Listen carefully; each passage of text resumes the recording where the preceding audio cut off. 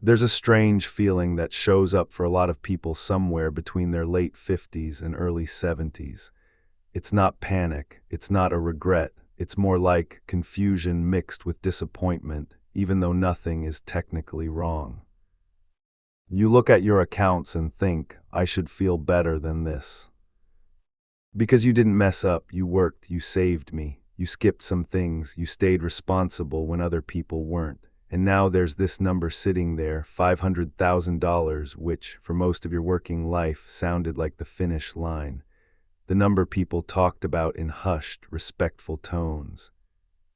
And yet here you are, retired or close to it, still doing mental math in the grocery store, still hesitating before booking a trip, still wondering whether that new car is smart or reckless.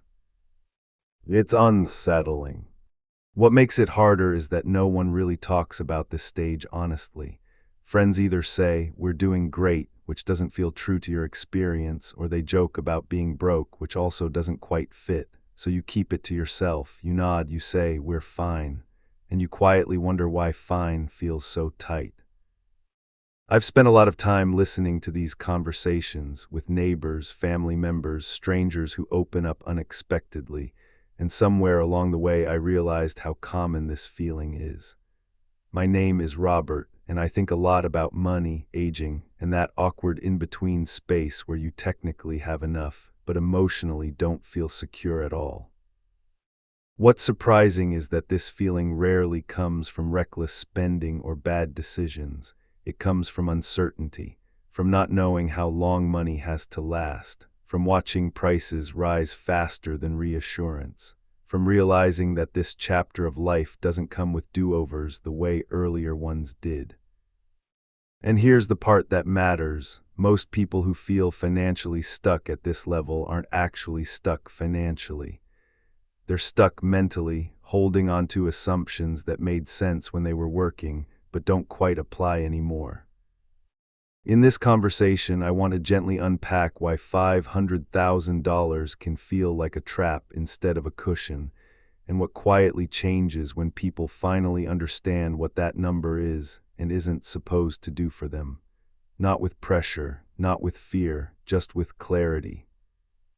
Because sometimes the difference between feeling anxious and feeling steady isn't more money at all. It's seeing the same money differently. $500,000 sounds like a finish line, a milestone, a number you picture on a spreadsheet and think, okay, I made it.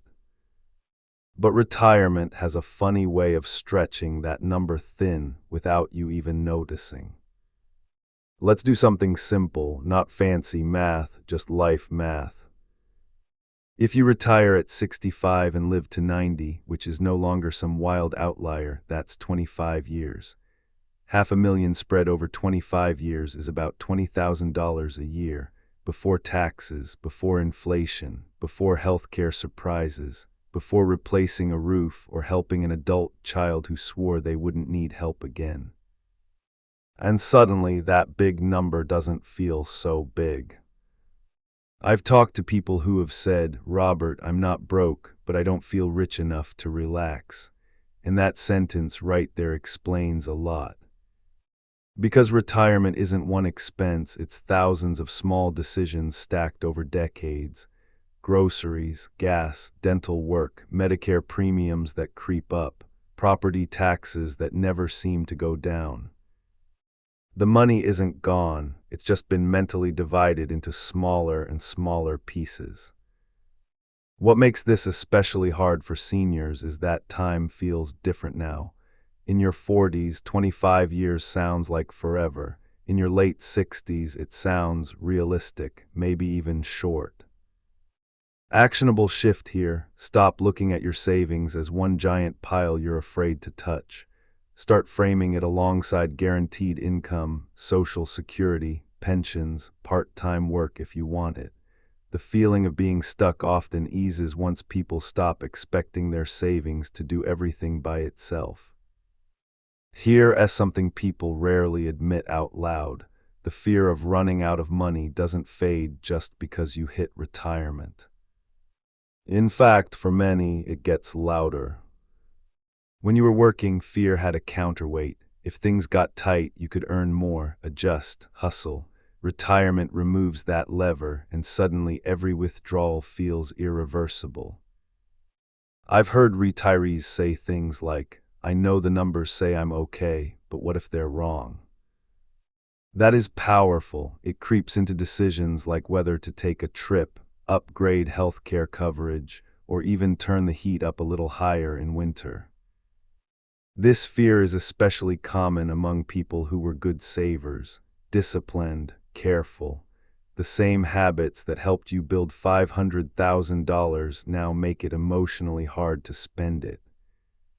And honestly, that makes sense. You spent 40 years being told not to touch it. What helps is separating probability from possibility. Yes, it's possible to live much longer, Unexpected, it's also possible to get hit by a meteor, but planning your daily life around the most extreme scenario often leads to unnecessary deprivation. A practical step: work with realistic spending ranges, not worst-case fantasies. Build a comfortable but cautious plan and revisit it yearly instead of reliving the anxiety daily. Inflation doesn't announce itself with sirens. It just shows up in small ways. The grocery bill that's $40 higher. The insurance premium that jumps just a little. The restaurant you used to love that now feels like a splurge. For retirees with $500,000, inflation is often the silent reason they feel stuck. The money didn't shrink, its power did. And the hardest part, Social Security adjustments often lag behind real-life expenses, especially health care. That mismatch creates a sense that you're always catching up. I once spoke with a couple who said, "We're not spending more, things just cost more." That distinction matters. What helps here isn't panic investing or chasing risky returns. It's aligning spending with what actually brings value. Cutting mindless costs, yes, but also giving yourself permission to spend confidently on things that genuinely improve your life. Inflation punishes hesitation as much as excess. If you're going to spend, spend intentionally. If retirement finances were a movie, healthcare would be the unpredictable plot twist. Even with Medicare, costs sneak in. Dental, vision, hearing aids, prescription changes, long-term care questions that hang in the background like unfinished sentences. For many retirees, $500,000 feels stuck because it's mentally reserved for future medical needs. It becomes untouchable, even if those needs never materialize in the way they fear. And yet life is happening now. This doesn't mean ignoring healthcare planning. It means not letting unknowns freeze your present.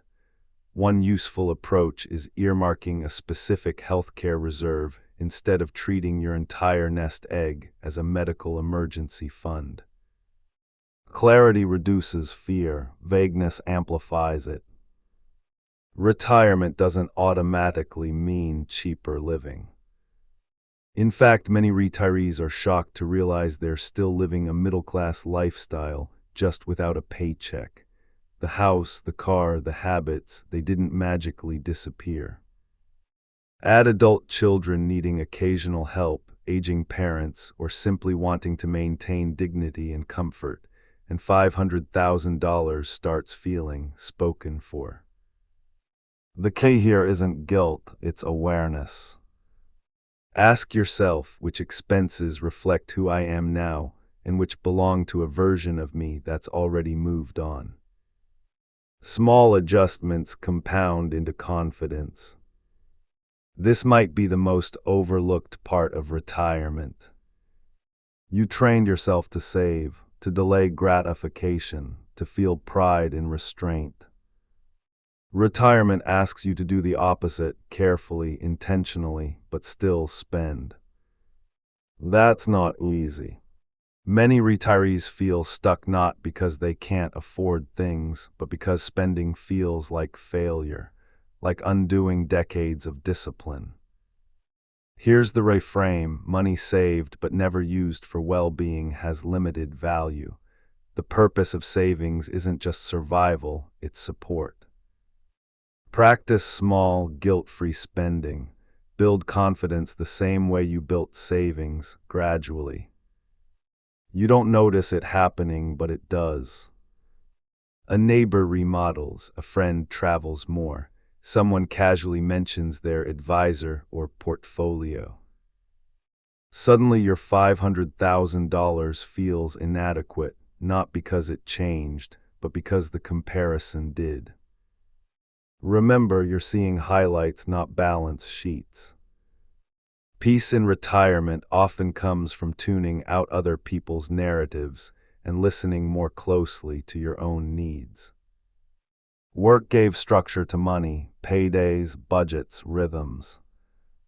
Retirement removes that scaffolding. Without structure, even adequate finances can feel chaotic. That chaos often gets mislabeled as not enough money. Creating simple routines, monthly reviews, annual check-ins restores a sense of control, and control reduces fear.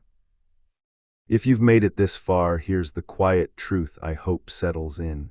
Feeling financially stuck with $500,000 doesn't mean you failed. It usually means you're standing at a psychological crossroads, not a financial dead end.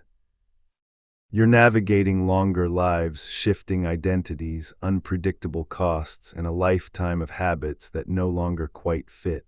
Of course it feels uncomfortable. Of course it feels uncertain. But being stuck isn't the same as being unsafe. Over and over, I've seen retirees find peace not by earning more or obsessing over spreadsheets, but by understanding their money in context, alongside their income, their values, their health, and their time. Retirement isn't about never touching your savings. It's about using them wisely, gently, and without constant fear. You don't need perfection, you need clarity, and maybe a little permission to enjoy the life you spent decades preparing for. Because money was never meant to be the point. Peace was. And that slowly, thoughtfully, is still very much within reach.